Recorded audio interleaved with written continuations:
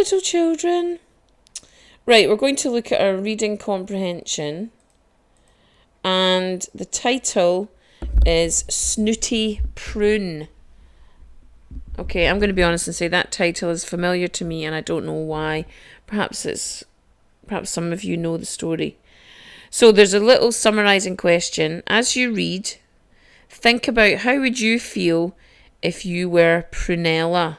Now, Prunella is a kind of an old-fashioned girl's name. There's a very famous TV show called Fawlty Towers. Some of you might have seen it. It's old, but it's very funny. And one of the actresses, I think she plays the wife.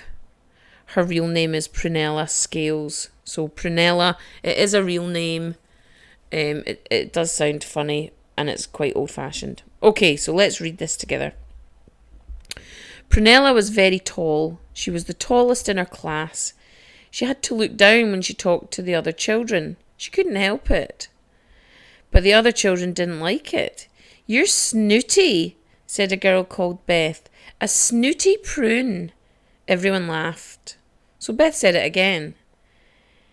Then they all said it for days and weeks. They went on. They used it as their name all the time. "Snooty prune, snooty prune." Prunella hated it. She hated the children at school for using it.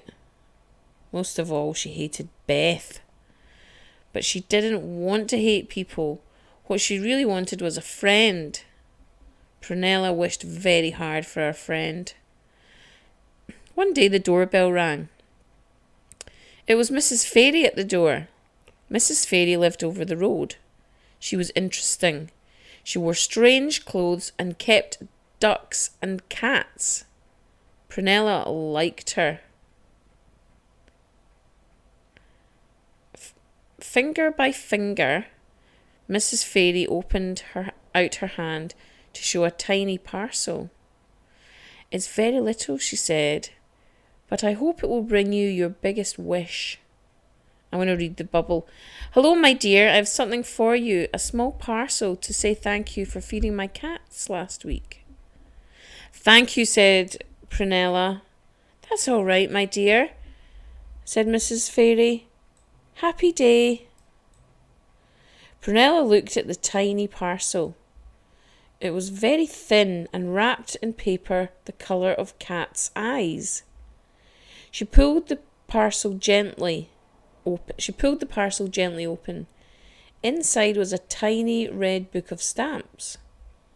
"What a strange present," said her mother. But Prunella knew that the stamps were a wonderful present. Those tiny bits of sticky paper would let you send messages to anyone in the world. With a stamp, you could write to the Prime Minister or the Queen. You could send off for things. Or you could send a sneaky letter to school to tell them that Beth Hall was a bully. But Prunella didn't want to sneak on Beth. What she really wanted to do was to write to a friend. A friend would write back. If only she had a friend. Prunella stood up and something fell to the floor. It was a small folded bit of paper. It had been put into the parcel with the stamps.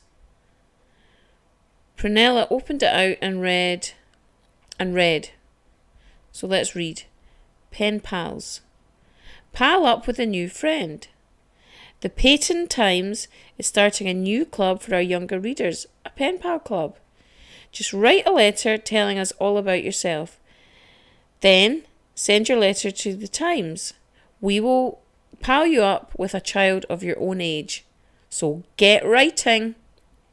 I will, thought Prunella. I'll make a pen pal friend. Thank you, Mrs. Fairy. I don't know if you've ever heard of a pen pal.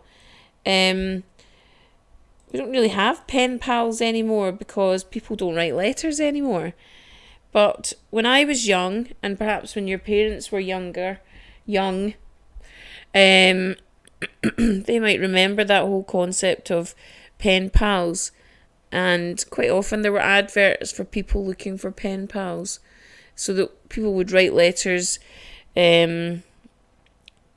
sometimes to people in other countries, and they might never meet, but they would know each other well from writing letters. Okay, so as usual, I don't really want you to bother with the partner activities. It can sometimes be helpful to read through them to get a better grasp on the story, but just concentrate on the think and write. Remember, as some people last week forgot, remember to write your answers in proper sentences. Okay? Use the question to help you. So number 1, what is it that other children don't like about Prunella?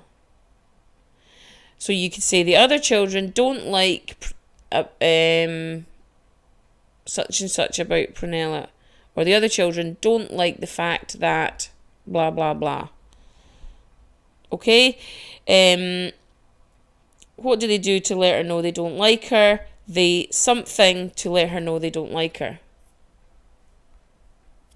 So that's how to answer your questions. Make sure you use the question in your answer. Okay, and let me know how you get on. Let me see your answers. Let me know.